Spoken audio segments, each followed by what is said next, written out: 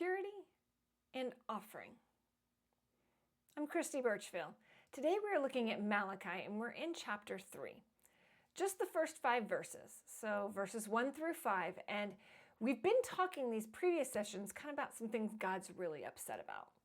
Some frustrations that he has, and he sent Malachi as a messenger to share this message with the people of Israel. Now, you can see those previous sessions. There's a link in the description below. It'll take you to the full playlist.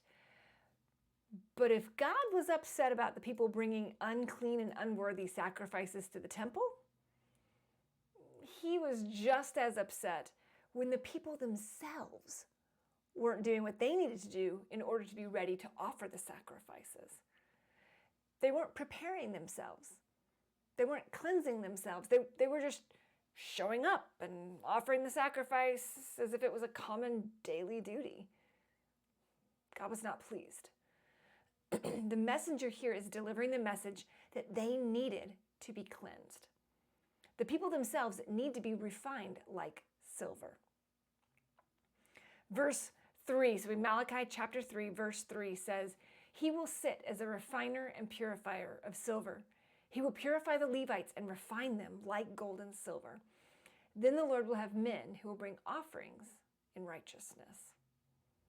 Bringing offerings in righteousness would be very, very different from what the people were doing at that point, which is basically bringing offerings just in commonness, in uncleanness.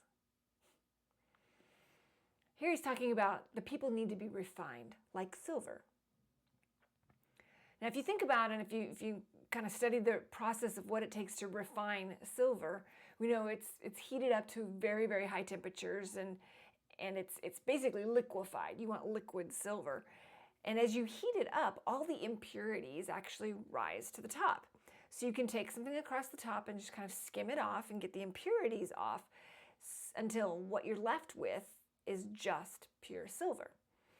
And one of the ways in which the refiner is going to be able to tell whether the silver is pure is if they look in the pot, they see their perfect reflection.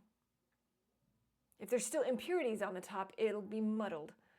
But if they're looking and if they've been able to get all the impurities out after multiple times of heating it up and skimming it off and heating it up and skimming it off, they can see their perfect reflection.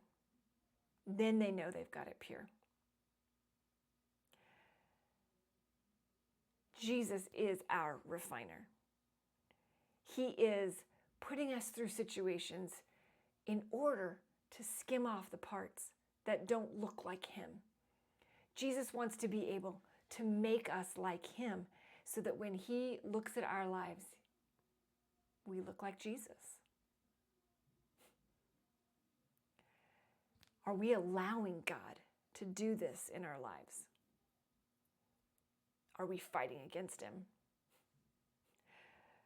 God desires people who will bring offerings in righteousness, but first, he needs to work in us so that we reflect him.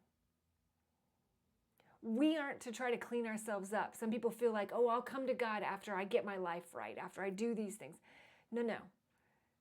That's God's job, is to clean us up. We come to him and we submit to him, and God does the work to clean us up. But if we will let him, he will refine us like gold and silver to make us a reflection of who he is.